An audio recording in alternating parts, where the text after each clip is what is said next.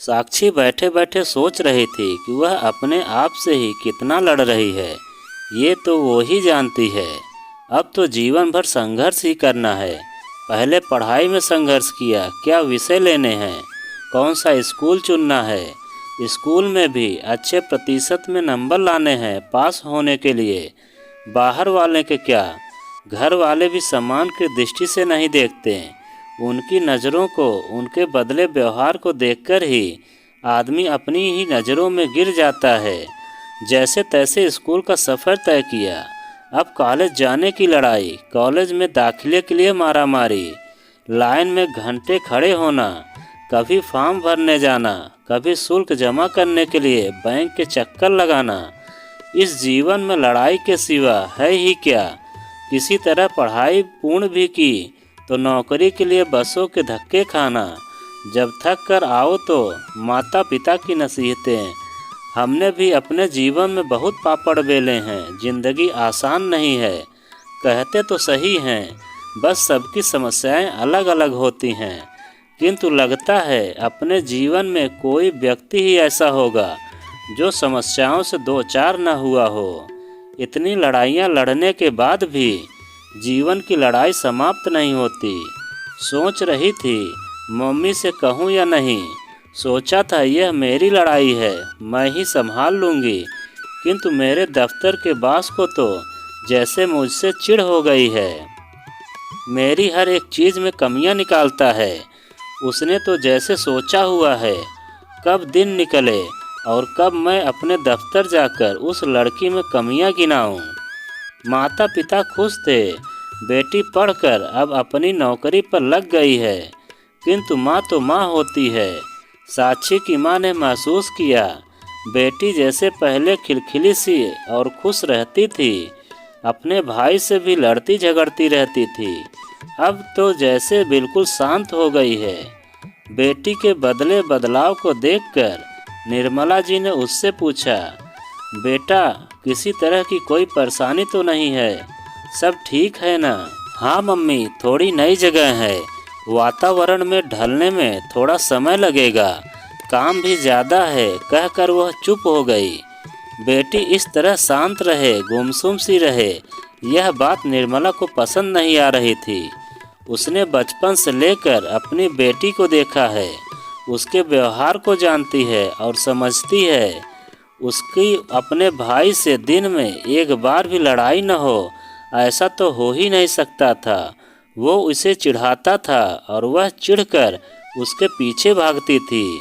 ये बच्चों की लड़ाई भी उन दोनों पति पत्नी को सुकून का एहसास देती थी।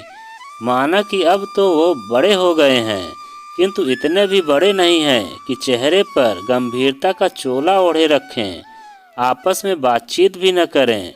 बच्चों की ये चूहलबंदी ही तो उनके लिए टॉनिक का कार्य करती थी। आज रविवार की छुट्टी है, साक्षी आओ तुम्हारे सर में तेल डाल दूं। निर्मला ने साक्षी को पुकारा। नहीं मम्मी, अभी मूड नहीं है, अंदर से आवाज़ आई। भला ये भी क्या बात हुई? तेल मैं डालूंगी, डलवाना तुझे है, वो भी नहीं हो रहा है। तभी विकास दौड़ता हुआ आया और बोला, मम्मी ये तो नौकरी वाली, ऑफिस वाली हो गई है, पार्लर में जाएगी, अब इन्हें आपके हाथों की तेल मालिश कहाँ भाएगी?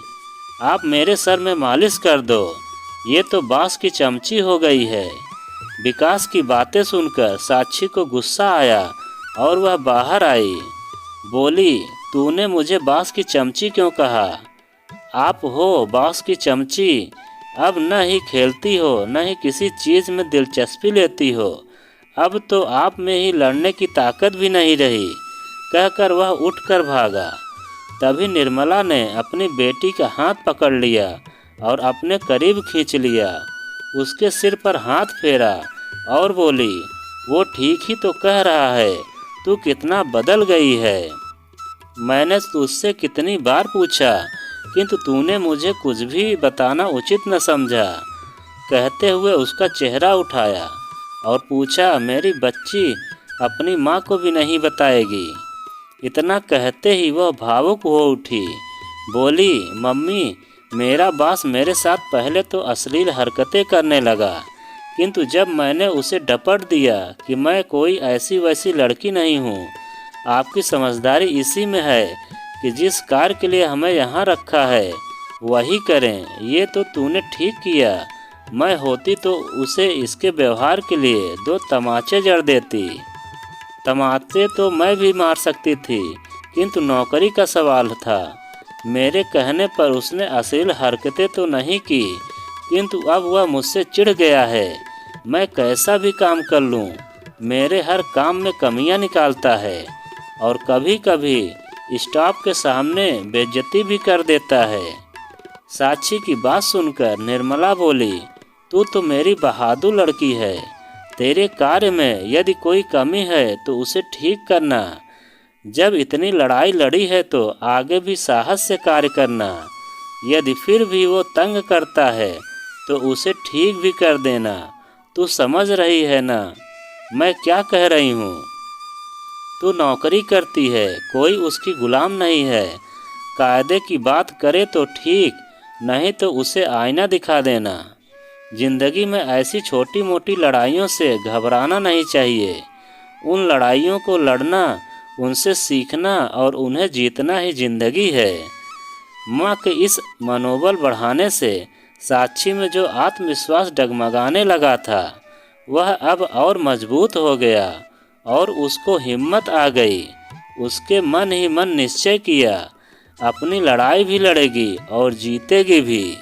तो दोस्तों, यह कहानी आपको कैसी लगी कमेंट में लिखकर हमें ज़रूर बताएं। और आप अगर ऐसे ही कहानी के शौकीन हैं तो आप हमारे चैनल पर जाकर और भी कहानियाँ देख सकते हैं।